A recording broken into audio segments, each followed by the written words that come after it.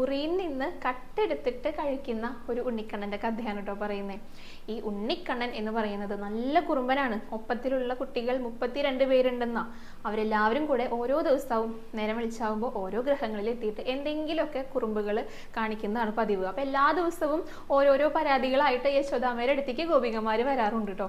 അങ്ങനെ ഇന്നും ഒരു ഗോപിക വന്നിട്ട് പറയാം, അതെ യശോദാമ്മേ, ഇന്ന് എന്താ നിന്റെ മകൻ ചെയ്തു വെച്ചിരിക്കണേന്ന് അറിയുമോ ചോദിച്ചു. അപ്പൊ യശോദാമ്മയ്ക്ക് ഇത് എന്നും കേൾക്കുന്നതാണ്. ഇന്നിപ്പോ എന്ത് കുറുമ്പാണ് ആവോ കാണിച്ചിരിക്കുന്നതെന്ന് വെച്ചിട്ട് യശോദാമ്മ ആ ഗോപികയുടെ അടുത്ത് ചോദിച്ചു എന്താണെന്ന് അറിയാൻ വേണ്ടിയിട്ട്.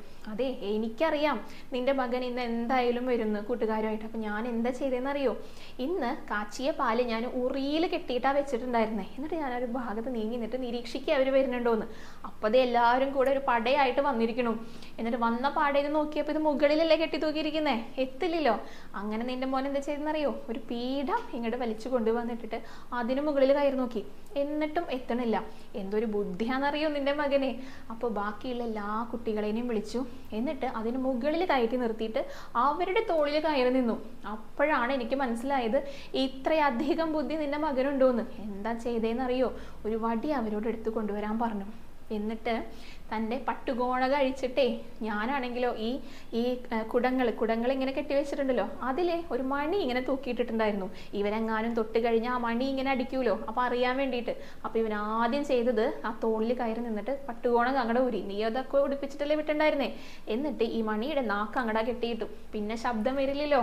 എന്നിട്ട് കുട്ടികളോട് പറയാ, അതെ, ഈ താഴെയുള്ള കുടത്തിലല്ലാട്ടോ പാല് വെച്ചിരിക്കുന്നേ, രണ്ടാമത്തെ കുടത്തിലാണെന്ന്. അപ്പൊ കുട്ടികൾ ചോദിച്ചു അതെങ്ങനെയാന്ന്. അപ്പൊ അവൻ പറയാ, കണ്ടില്ലേ അതിന് മുകളിൽ കരിയിരിക്കുന്നേ, അടുപ്പത്ത് വെച്ച് കാച്ചിയിട്ട് നേരെ കൊണ്ടുവന്ന് വെച്ചിരിക്കുക എന്ന് പറഞ്ഞിട്ട് ആ വടി എടുത്തിട്ട് ഒറ്റടി ആ കുട അങ്ങടാ പൊട്ടിച്ചു. അതിൽ നിന്ന് കേമായിട്ട് പാല് കുടിക്കുക. അപ്പൊ ഈ കൈകളിൽ നിന്ന് ഇങ്ങനെ ഒഴുകി വരുന്നത് താഴെയുള്ള കുട്ടികളും കുടിക്കുന്നുണ്ട്. കുറച്ചു നേരമൊക്കെ നിന്ന് കുടിച്ചു. എന്നിട്ട് ഞാൻ വിചാരിച്ചു പോയി പിടിക്കാന്ന്. അങ്ങനെ ഞാൻ ചെന്നപ്പോ കൂടെയുള്ളവരൊക്കെ ഓടിയിട്ടോ.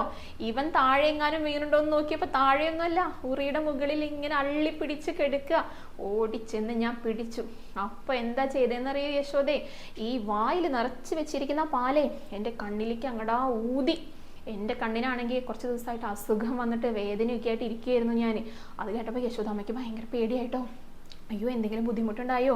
കണ്ണിന് വയ്യാതിരിക്കുകയായിരുന്നല്ലോ. അപ്പോൾ ഈ പാലും കൂടെ ചെന്നപ്പോൾ എന്തെങ്കിലും ബുദ്ധിമുട്ടായോ എന്ന് ചോദിച്ചു ഗോപികയുടെ അടുത്ത്.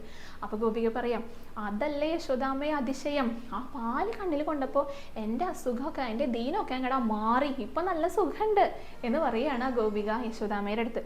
അതുകൊണ്ടാണ് പാലഭിഷേകം കണ്ടു തൊഴുത് കഴിഞ്ഞാൽ നേത്ര സംബന്ധമായ അസുഖങ്ങൾക്ക് ശമനം ഉണ്ടാകുന്നും കൂടെ പറയുന്നത് കേട്ടോ.